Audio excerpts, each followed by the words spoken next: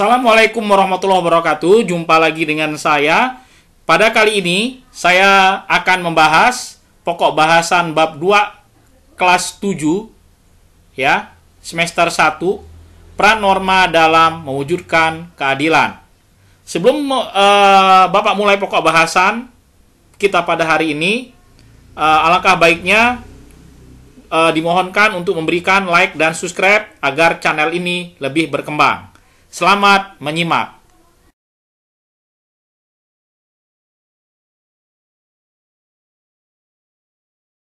Adapun sub pokok bahasan pada bab 2 peran norma dalam mewujudkan keadilan antara lain ada 4 ya, ini sub pokok bahasannya.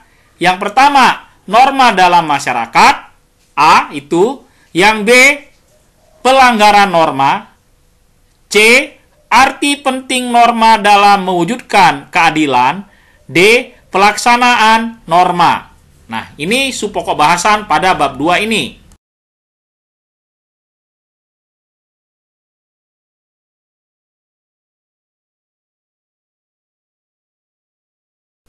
A, norma dalam masyarakat. 1, hakikat dan tujuan norma. Masyarakat terdiri atas sekelompok orang yang saling berinteraksi di wilayah tertentu. Nah, itu pengertian dari masyarakat ya. Nah, selanjutnya kita lanjutkan lagi nih. Perlu adanya penyelarasan perilaku agar interaksi yang terjalin antar anggota masyarakat berjalan tertib. Jadi, agar berjalan tertib perlu adanya penyelarasan perilaku. Nah, selanjutnya kita lanjutkan lagi nih ya. Tadi supaya tertib tadi ya, sekarang kita lanjutkan lanjutannya. Cara yang dapat dilakukan masyarakat adalah mematuhi peraturan yang berlaku. Ya. Jadi caranya adalah mematuhi peraturan. Nah, berarti harus ada aturan tuh. Nah, selanjutnya, aturan yang berlaku dalam masyarakat itu disebut dengan norma. Jadi, aturan yang berlaku dalam masyarakat itu disebut dengan norma. Nah, selanjutnya kita lanjutkan lagi.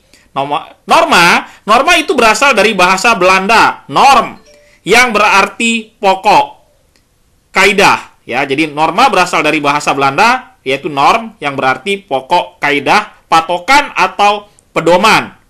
Ya, dengan demikian, norma dapat diartikan sebagai patokan atau alat yang digunakan anggota masyarakat ya untuk menyesuaikan perbuatannya dengan tata kelakuan atau norma yang berlaku. Nah, selanjutnya kita lihat slide lagi di sini ya. Di sini juga dikatakan norma adalah petunjuk atau patokan perilaku yang pantas dan tidak pantas dilakukan oleh individu. Jadi yang namanya norma itu apa? Patokan perilaku yang pantas dan tidak pantas yang dilakukan oleh apa? Oleh individu di mana? Di masyarakat. Nah, selanjutnya norma bertujuan, jadi tujuan norma ya, norma bertujuan mengendalikan perilaku individu dan mencegah pengaruh negatif masuk dalam kehidupan masyarakat. Nah, ini ya, ini tujuan dari norma.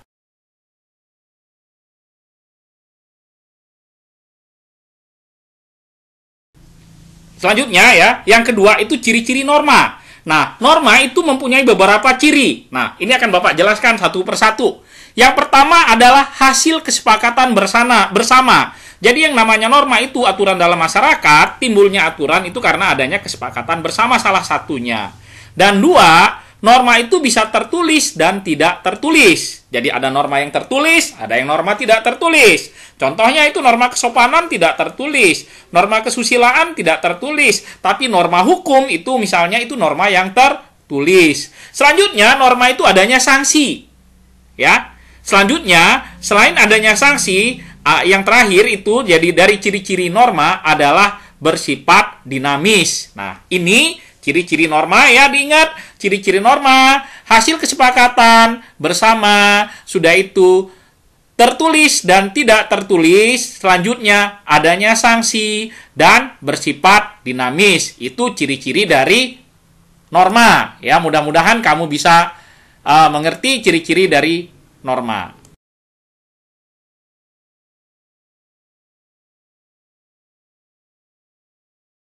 Tiga, klasifikasi norma. Nah, sekarang kita lihat klasifikasi norma. Nah, norma ini nanti diklasifikasikan menjadi tiga, ya. Nah, ini Bapak sebutkan satu persatu, nanti setelah itu Bapak jelaskan. Ya, norma ini diklasifikasikan menjadi tiga, ya. Yang pertama, norma berdasarkan sumbernya. Yang kedua, norma berdasarkan daya pengikatnya. Yang ketiga adalah norma berdasarkan bentuknya. Jadi ini klasifikasi dari norma.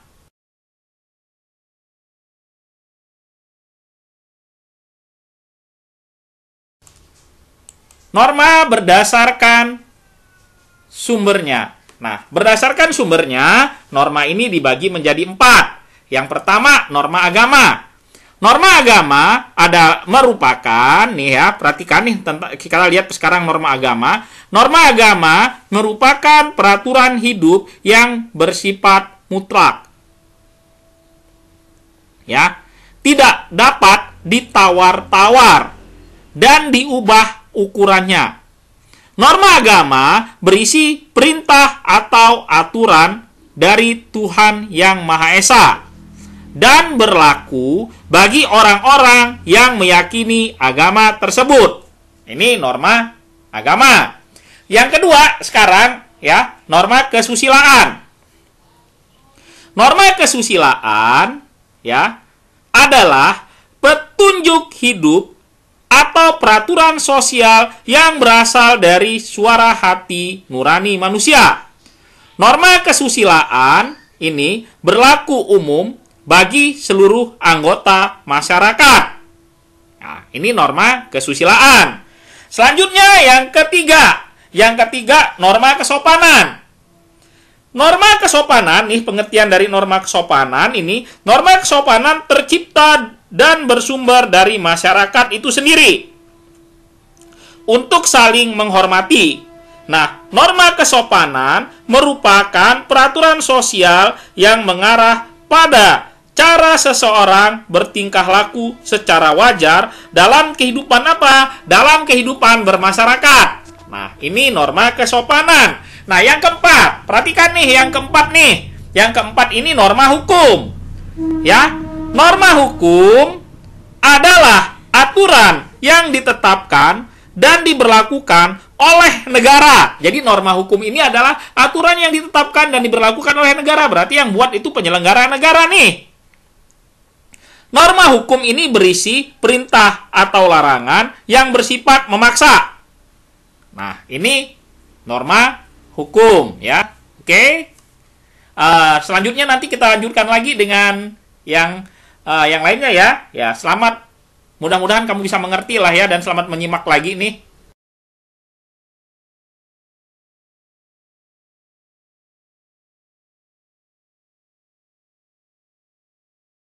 Selanjutnya, ini yang akan Bapak jelaskan lagi nih, ya. Norma berdasarkan daya pengikatnya. Ya, ini perhatikan nih, norma berdasarkan daya pengikatnya. Norma yang berlaku dalam masyarakat sifatnya mengikat. Ya. Jadi sifatnya mengikat, otomatis ada yang daya mengikatnya lemah, ada pula yang daya mengikatnya kuat. Nah, ini ya, ini berdasarkan daya pengikatnya tadi nih. Ya, selanjutnya, berdasarkan daya pengikatnya, norma dapat dibedakan sebagai berikut. Nah, ini sekarang berdasarkan daya pengikatnya, ini norma-norma ini dibagi menjadi beberapa ya. Ini akan Bapak jelaskan satu persatu. Yang pertama, cara atau usage.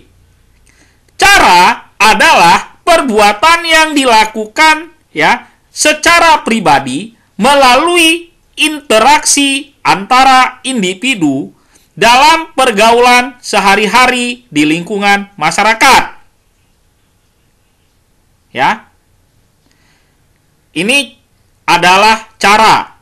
Nah, selanjutnya yang kedua, kebiasaan atau feng shui. Kebiasaan merupakan perbuatan berulang-ulang dengan bentuk sama. Ya, ini perbuatan yang diulang-ulang atau perbuatan berulang-ulang dalam bentuk sama ini kebiasaan atau feng shui yang dilakukan secara sadar dan mempunyai tujuan-tujuan jelas serta dianggap baik dan benar. Nah, ini kebiasaan atau feng shui. Nah, selanjutnya, perhatikan lagi. Nih, Bapak akan jelaskan lagi nih ya. Sekarang yang ketiga, ini tata kelakuan, ya. Tata kelakuan atau mores. Nah, apa pengertiannya? Tata kelakuan setiap daerah tidak akan sama. Jadi, tata kelakuan itu nggak sama lah ya. Nah, tata kelakuan ini terbentuk dari pengalaman masyarakat yang berbeda-beda. Selanjutnya, ya, yang namanya tata kelakuan atau mores adalah sekumpulan perbuatan yang mencerminkan sikap hidup dari sekelompok manusia yang dilakukan secara sadar. Ini pengertian dari tata kelakuan atau mores. Nah, selanjutnya yang keempat, adat istiadat, ya, atau custom, ya, atau custom ya, ya. Adat istiadat adalah tata kelakuan yang bersifat kekal dan terintegrasi secara kuat dalam setiap perilaku anggota masyarakat. Ya, jadi adat istiadat ini, perhatikan nih, merupakan kumpulan tata kelakuan yang paling tinggi kedudukannya. Adat istiadat ini sering juga disebut dengan norma adat, yang berarti peraturan, ya, peraturan hukum tidak tertulis, ya, yang berkembang, ya, yang berkembang di mana dan dipertahankan masyarakat secara turun-temurun. Nah, ini, oke, ya, ini aja ya, ini ya, norma berdasarkan daya pengikatnya. Nah, nanti kamu lanjutkan lagi untuk menyimak.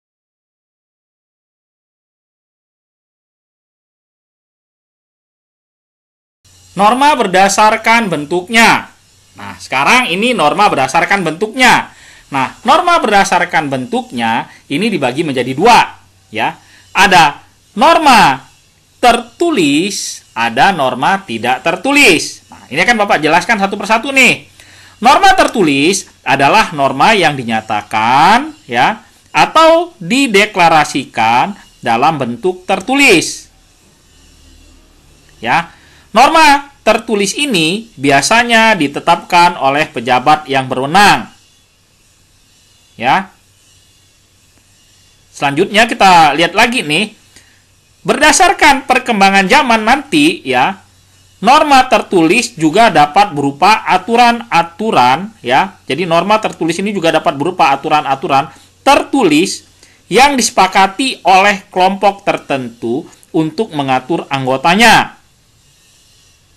Nah, norma tertulis ini bersifat resmi sebagai acuan berperilaku yang dirumuskan secara sistematis.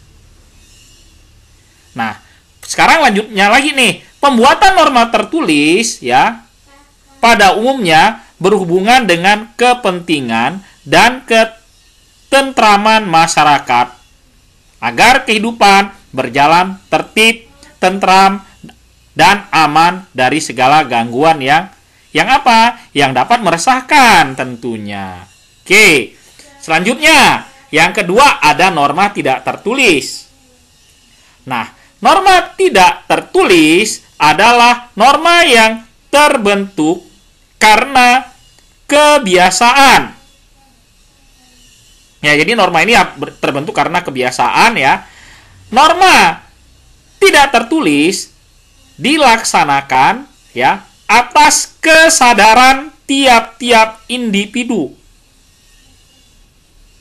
Karena apa? Karena mereka menyadari pentingnya keberadaan norma untuk mewujudkan ketertiban. ya, norma tidak tertulis diakui ya dan disepakati keberadaannya oleh masyarakat secara alami melalui interaksi. Interaksi apa? Interaksi yang berlangsung lama. Nah, ini norma tidak tertulis.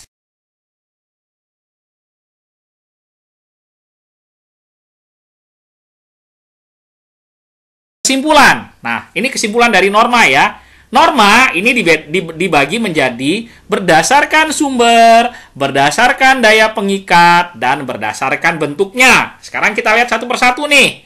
Berdasarkan sumber, norma terdiri dari norma agama, norma kesusilaan, norma kesopanan, norma hukum. Nah, selanjutnya berdasarkan daya pengikat. Berdasarkan daya pengikat, norma dibagi menjadi cara atau usage, kebiasaan Volkswagen, tata kelakuan Morse, sama adat istiadat custom. Ya. Selanjutnya, berdasarkan bentuknya, norma dibagi menjadi ada norma tertulis, ada norma tidak tertulis.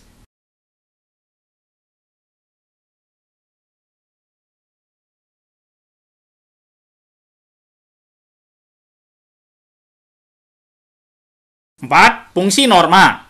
Norma memiliki fungsi petunjuk arah dan pedoman dalam bersikap dan bertindak. Nah, itu fungsi norma. Selanjutnya, pencegah benturan kepentingan dalam kehidupan masyarakat. Itu yang kedua tuh. Selanjutnya, benteng perlindungan bagi keberadaan masyarakat. Ya. Itu yang ketiga. Yang keempat, menciptakan ketertiban dan ketentraman. Jadi menciptakan ketertiban dan ketentraman itu yang keempat. Nah, yang kelima ini memberikan rasa keadilan dan kepastian hukum. Nah, itu fungsi norma.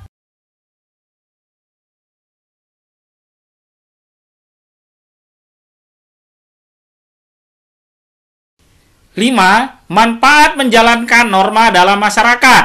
Nah, manfaat menjalankan norma dalam masyarakat adalah menjaga kebudayaan masyarakat.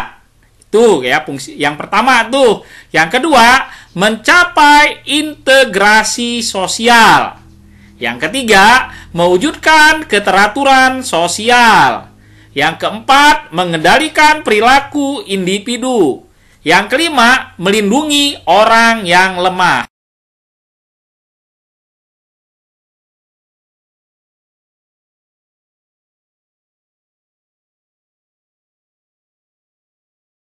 Tiga, pelanggaran norma.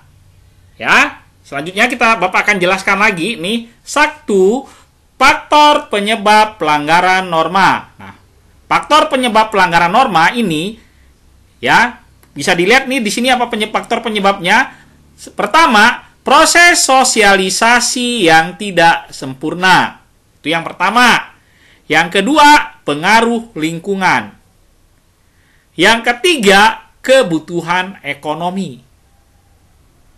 Yang keempat, ingin menjadi individu yang bebas. Yang kelima, longgarnya penegakan atau pelaksanaan norma.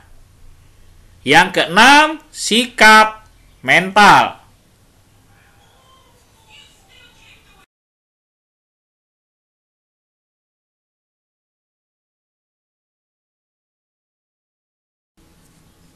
Dua, akibat melanggar norma dalam masyarakat.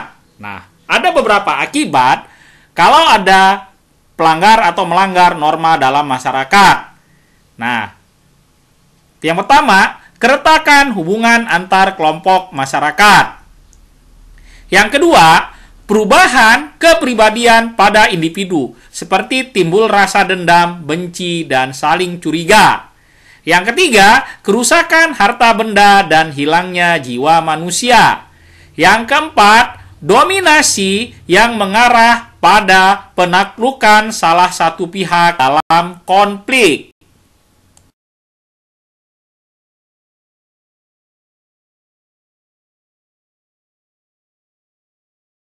Tiga, upaya pencegahan pelanggaran norma. untuk menciptakan keadilan. Ada beberapa upaya pencegahan pelanggaran norma untuk menciptakan keadilan. Di antaranya ya, ini perhatikan, ada pembiasaan, ada teladan, ada penyadaran, pengawasan, penghargaan, dan hukuman.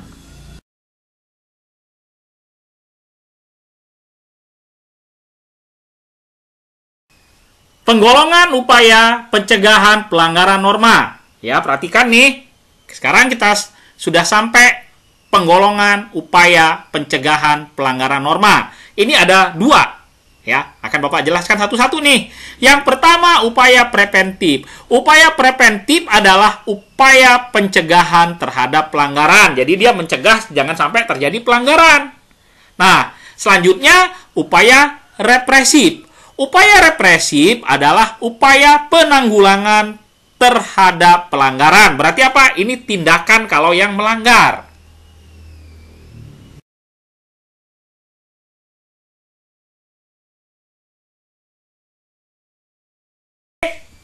Arti penting norma dalam mewujudkan keadilan. 1. Jenis-jenis keadilan. Ada beberapa pendapat para ahli tentang jenis-jenis keadilan. Ya, pertama, Aristoteles. Ini membagi keadilan menjadi ada komutatif, ada distributif, ada kodrat alam, ada konvensional, ada perbaikan. Ini pendapat dari Aristoteles. Sekarang selanjutnya Plato. Plato ini menurut Plato jenis keadilan ini ada keadilan moral, ada keadilan prosedural. Nah, ini menurut dari si Plato. Selanjutnya, Profesor Dr. Noto Negoro SH. Ini berpendapat, ini keadilan, ya jenis keadilan, ada komutatif, ada distributif, ada kodrat alam, dan ada konvensional.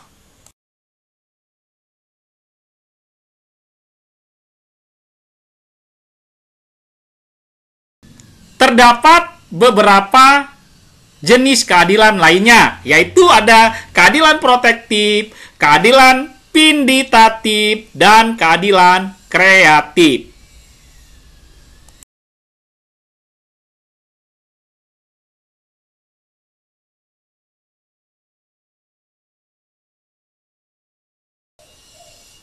Dua, keadilan dalam dasar negara dan konstitusi negara. Keadilan dalam dasar negara tersurat dalam sila kedua dan sila kelima. Secara tersurat, prasa adil atau keadilan memang termuat dalam sila kedua dan kelima. Akan tetapi, ya, perhatikan nih, akan tetapi sila pertama, sila ketiga, dan sila keempat secara tersirat mendukung terciptanya keadilan dalam masyarakat. Hal itu, ya, perhatikan, hal itu karena hubungan antar sila saling mendasari dan didasari. 2. Keadilan dalam dasar negara dan konstitusi negara. Keadilan dalam dasar negara, sila kedua dan sila kelima.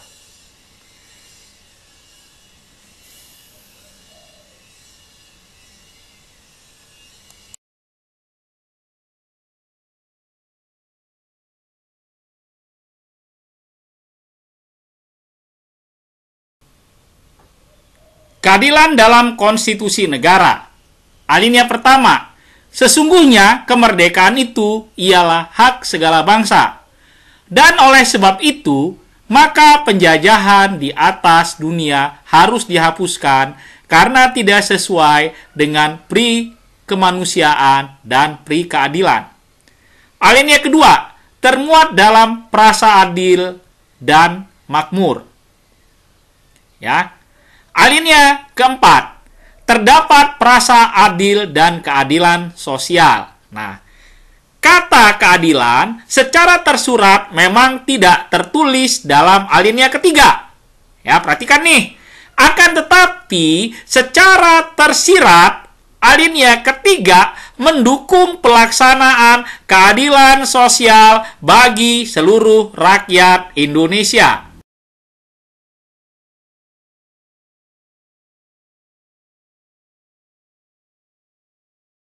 3. Hubungan antara norma dan keadilan. Norma. Norma ini menjamin hak dan kewajiban. Bermuara dapat terwujud melalui keadilan.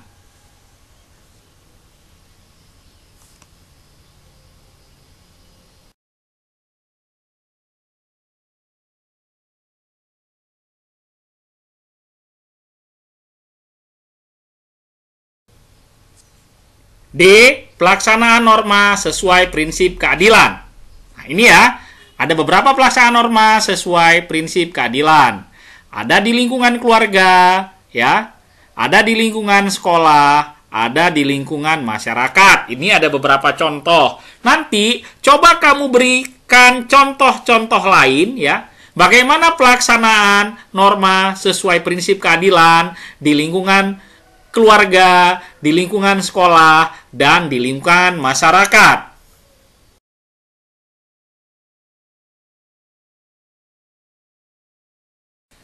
Demikianlah yang bisa Bapak jelaskan ya pada kesempatan ini. Ya, mudah-mudahan kamu dapat mengerti ya apa yang tadi Bapak coba jelaskan. Ya, dimohon like dan subscribe-nya supaya channel ini tetap berlangsung. Terima kasih. Wabillahi taufiq wal hidayah. Wassalamualaikum warahmatullahi wabarakatuh.